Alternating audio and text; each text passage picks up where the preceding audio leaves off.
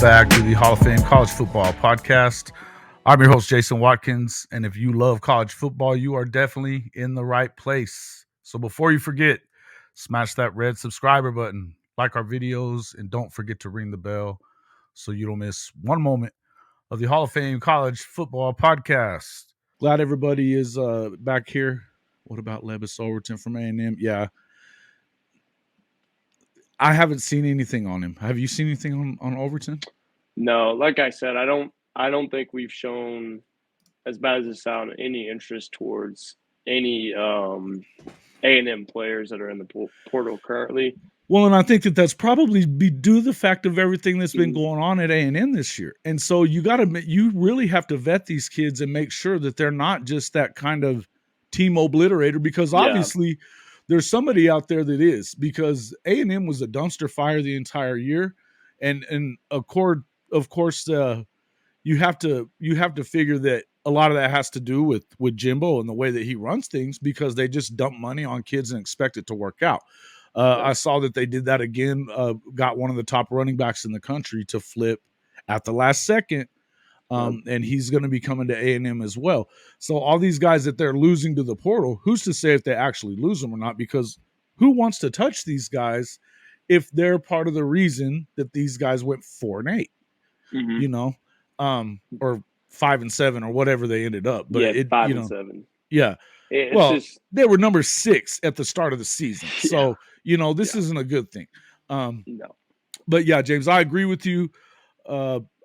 The only thing, I haven't really heard a ton on Overton or anything like that. But that doesn't mean that he's not interested or he's not out there. It's just that I guess that it's not something that they've talked a lot about as far as Oklahoma anyway. And that's the one thing I think you have to remember, like Peyton was saying, they have a very strict way that they're going to do things. Brent Venables doesn't want your problems. You know what I mean? He does not want somebody else's problems. You can't blame him for it. It's one of those things where you kind of have to, I get it. Yeah, I wouldn't want to deal with it either. And right now, when you're at a time, this is a critical time for your program alone. You can't bring in guys that are not worried about winning football games. They're worried about their money. The money's going to be there for these guys, Whether it's at the college level or the NFL level, it'll be there. It's a lot more at the NFL level for sure. Yeah, and it's going to come. I mean, it's nice to make a little, extra cash while you're in college, but if you go play for the right people, they will set you up for success. And I definitely think that our defensive staff and Brent Venables has that in place. Absolutely. So. Absolutely. I mean, we're talking about a staff that's put a bunch of first rounders in just in the last 10 years, of him being at Clemson, he's there for 12 years. So what do you got there? What were you looking up? Yeah. So the player I was thinking was Taylor Wine out of Tennessee. He picked up his 4th star today as well. He did. Respect. Yeah, he's respectfully deserves it. But I mean, the other stuff I have is that Jordan Allen, we talked about him last week. It's the edge from Kansas. He's currently committed to K-State. We feel pretty good about him, flipping him. But yeah, it's definitely flip season right now, because we're looking at a lot of people that are currently committed somewhere else and, trying to get them on the good side. Bad news is that Hicks's in-home visit went really well. I mean, everything about it went well. Todd Bates spent pretty much all day with him, then went back to the house with him, hung out with him there. And then, it went good. But I think that, A&M has him. A&M feels very comfortable in the fact that they have him. Like, on National Signing Day, he's going to be signed. He's going to be signed in. Same thing goes for his teammate, the linebacker. Daymian Sanford is who it is. Yeah. So Daymian, they're thinking is locked. But to end on, that surprises me, but not. I mean, they must have dumped a boatload of cash in his pocket, man. We'll see. I mean, made his dad head coach at the school he's at, and Paetow. Yeah, we have 2.5 weeks, about give or take. about 2.5 weeks till signing day, and we're going to find out a lot about our chosen class 23. I'm hoping we end up with top 3, but I mean, you see. But to end on some good news, Makana from Hawaii, the linebacker. Oh yeah, his recruitment is, like we've talked, has been very hush hush. Not a lot of people have been able to get a lot of information, but someone close to him did say that Oklahoma has left a lot of good impressions on him, like very, very good. They don't know anything, but they said if they were to bet money, it would be Oklahoma if signing day was today. So, well, usually if those guys are saying stuff like that, then that's a good sign, because you don't want to be wrong and and have that out there. So, yeah, definitely, guys. And again, we appreciate you guys coming to the stream. And again, this is Peyton Bowens, Seaball, Oklahoma on Twitter. He is our insider, and he's getting a lot of this information that we don't get. We only got a few more minutes with him, so any questions that you got, let me know. Let's. Josh Morgan's asking, what about Micah Teese? I know they are going after him, but what are you hearing on that? That was a question I had too. Yeah, definitely going after him. We talked about him last week. I think that Arkansas has him. I've asked around. Arkansas feels comfortable, but Oklahoma is still pushing hard. And like we said, I mean, he wanted to play at Oklahoma, but we didn't have the wide receiver room, so we had to offer him as a defensive back, and he didn't want to play defensive back.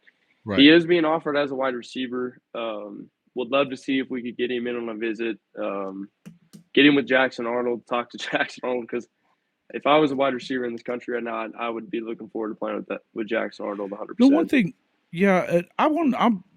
everybody needs to remember, though, that as far as receivers are concerned, the depth is there. That's where you have depth at Oklahoma right now, folks. Micah, the receivers, that's all well and good. Where you need the most is on that defensive line, at linebacker. Who are some of the guys that they are targeting from the portal, though, that you have on there? And I'm going to pop up the guys that we've lost real quick. I would definitely say they're going. I mean, I can tell you who more we've offered. I would say we've offered Caleb Banks from defense tackle from Louisville. Obviously, Deshaun McCullough, that's that safety's brother. There was reported interest with Kyrie Jackson. He's a 6'3", 197 cornerback from Alabama. He has not came out with an official offer saying that we've offered him yet. But that's somebody to maybe keep an eye out for. Obviously, we got Jacob Lacey from the portal. So that was a huge get in my personal opinion. Absolutely. He's going to probably come in and possibly start his first year with us. Let me see. And then Brandon Fisk from 6'5", 300-pound defensive tackle from Western Michigan. Offered him. But the big thing about the portal is, like I said earlier, is are they going to come take a visit? Are they going to come talk to our staff? And that, I mean, because in the portal you can take a couple of visits, but I hope we get some of these guys in and we can see where their mindset is from there. Excuse me. Oh, bless you. Yeah. But offensively, we're trying to catch up to the wide receiver from Kent State. Supposedly Penn State is feeling pretty confident in that scenario, but we're definitely. I'm hearing Colorado on him too, because that's where Sean went. His head coach, and I think his first visit. I think his first visit is to Penn State. Right. So that's a big. I think that's a big big factor. But we are trying to play catch up in that recruitment heavily right now. And to pull him would be massive, just for wide receiver experience. It'd be a big coup, and that's the other thing I think that we need to remember as we go through this is I don't think that you can underestimate what Coach Prime is doing at Colorado, and what's about to happen at Colorado. And I kind of agree with what James is saying here, that there's not a ton of exceptional ones that are going to get through every year. Mm-hmm. And even guys like, I mean, who's to say we haven't heard anything about Theo Weiss, have we, of him going anywhere? He's not necessarily gone, you know. No. He went into the portal. He went into the portal last year and he came back anyway. And I feel like that's a possibility again, because as I said, there's a lot of these kids that do not end up going anywhere. And I agree. I know Dante Cephas, is that who you were talking about? Yeah, yes. I know his head coach went there, that and you would think that if anything, that's probably what's going to happen is if they talk to him before he locks in to Penn State and sign something, then yeah, I would feel like he's the Colorado kid myself. Now, they did. Yeah, who was the kid that they offered from? What's the kid's name from Arizona that they offered? He's a badass. The receiver. Let me see. I have it. Oh, Dorian Singer. Yeah, Singer. Yeah, he's a stud, man. Yeah. Matt's talking about him right now. And we also got to think about who we pulled in mid-season as well. Blunkly from Arizona State last year. We pulled in wide receivers from, other programs right before the season. They got a little bit of playing time here and there, but yeah, I mean it's. When you have depth from last year's, from the signings last year, you've got, you still got it, the thought being if Marvin Mims doesn't go into the draft, which I think that he could definitely help his draft stock out if he came back another year. I think so. His biggest thing is, I think he's gonna look at who they bring back in the portal. I don't think he wants to come back for a 500 season, 8-4. I think he wants to be competitive. That's my personal opinion, and there's been rumblings about it, so we'll see. Right. Yeah, I would love for a couple people to take some places, but we'll see. I mean, next week I think we're going to be talking about a completely different topic about how we pulled the Indiana linebacker and the safety that was committed to Cincinnati. I think that we're going to be so that's the McCullough brothers, and that's the ones that we were talking about. And this is a big get, because in the fact that freaking their dad is a coach at Notre Dame and they're not going to Notre Dame is surprising to me. But obviously there is a big connection there between Jay Valai and their dad they worked together with the Chiefs. So it's one of those things that's big. If you can get both of those guys to come in, and they're both 4-star players. This is defensive help that Oklahoma needs. And let's say, you were talking about coming back for a 500 team. Yeah. Listen, they are a few plays away from 8 wins. Yep. A few plays away from 8 wins. They are, if they were, and I've said this a bunch of times, folks, they were 120th in the nation defensively. If they're top 70, they win 8, 9, 10 games. Yep. If they're top 50, they win 10 plus. This is how close it is in major college football, from 6-6 to 10 wins to 12 wins, whatever. Yep. That's how close it is. So to everybody who's, the sky's falling crowd out there, and I know most of you folks aren't, but there's this much difference. There really is, that one guy and it also could trend the other way. If you get the wrong guy just because of whatever star number he's got next to him and he's a piece of whatever, then you can tank it the other way. When is that other, do you know when the committee's coming, or is it something that it seems like it's fairly close, guys. The thing is that they got time before they have to make a decision. Yeah, you would hope that you could kind of lock them up, but they really can't sign anything until National Signing Day, which is what, the 21st? The 21st, early signing. Yeah. 21st is early signing day, and then those guys typically, sometimes they don't, but typically end up on campus in January and are in that summer, or that pre-summer pride of lifting with Smitty. But yeah, I would expect if this weekend goes well, if this weekend goes really well and they're sold and they know that that's where they want to go, yeah, I would expect either next week or the week before National Signing Day. that Maybe they'll even commit it, or just sign the day of it so that they don't have to. Yeah, I mean but it's gonna come. I feel really confident in us getting them to. I think And that one's about as locked as it's going to get. I don't think that you have to. I mean, what else? There's not a whole lot that they would have to do aside from. I mean, they spent the entire day. You had Valai showed up there later, and they had another coach there with them in the morning. Brandon Hall. So I mean, and Brandon Hall does a great job recruiting. I mean, this guy's. I think he's underrated. I really do. I think he's definitely under, and so does Valai. These guys have picked up some major recruits throughout their time, and so to me, I feel like this is a situation where these guys are going to end up, the Clemson players. What are you hearing anything about that before I let you go? Now, guys, he's about to have to get out of here, so we're going to go ahead and ask a couple more. There questions. Was interest with one of the corners, supposedly Fred Davis. Davis, yes. Yeah, I had heard a report that said that he was ready to head to Norman, the moment he gets offered. But I don't know if he's like, I don't know what BV's doing with that situation, because that could be, treading an area he doesn't want to tread in. I posted something that said that someone was like, well, let's see if he goes and poaches his recruits now, and me and you talked last week, and we were like, that's not poaching. It's not really poaching, right? They gave him a year in that new system. They gave him a new with the defensive coordinator, and then they decided this wasn't for me.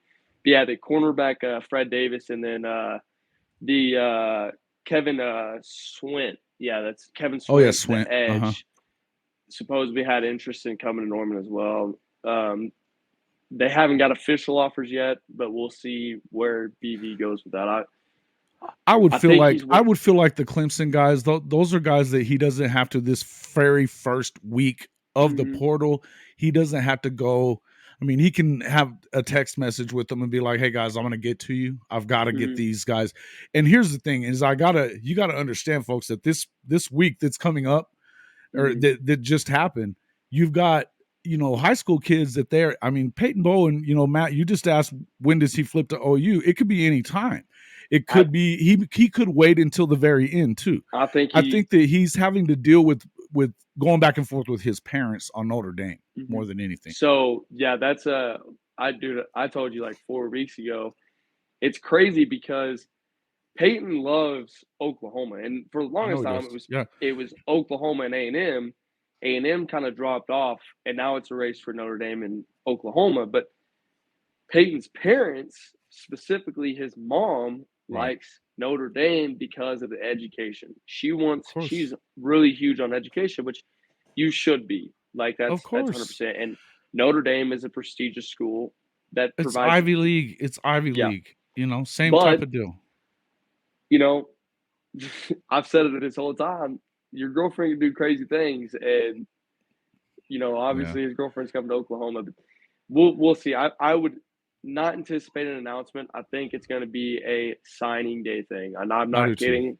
I think it. And if it's I just think that everybody needs to realize. And look, his girlfriend is already coming to Oklahoma. He's made at least 40 trips to the school over the since he started getting recruited between the last 2 years. He's always with Jackson Arnold. He hadn't missed a home game, I don't think. No, if he did, it wasn't announced. But yeah, I think it's kind of out of respect to Notre Dame, a Jaron Kanak situation. Right. You respect the class of Notre Dame to not decommit, and then more decommits follow. It's going to be like you're going to have 2 hats on the table, Notre Dame, Oklahoma, and he picks up Oklahoma and puts it on and goes. I think that's what's going to happen too. I don't think that he's going to do that as well. And again, folks, it's easy to to sit here and second guess it or whatever. I mean, in the end, it doesn't really matter what anybody's out there saying. And I think every insider, including Peyton here, everybody's saying the same thing. And it's got a lot of the people at Notre Dame, all these Notre Dame, like the message board warriors, these guys are freaking triggered. Yeah, they're pissed off. Mad. They're mad. Fired up, man. It's actually pretty funny to watch some of that shit. Yeah. And you even see it on Twitter. But guys, again, I want to thank having Peyton come in. I know we've kind of kept you a little longer than what we were supposed to, so we're going to go ahead and let you get out of here. We appreciate you coming in. And listen, folks, make sure that you follow him at Seaball Oklahoma on Twitter. He's got updates just about every day. He's with us every week. He is our insider. We will definitely make sure any questions that you have, just ask him on Twitter. And if they're good enough ones, we'll bring it to the show as well. But appreciate you coming on, Peyton. We will see you here on the next one, man. Have a good one. We'll start.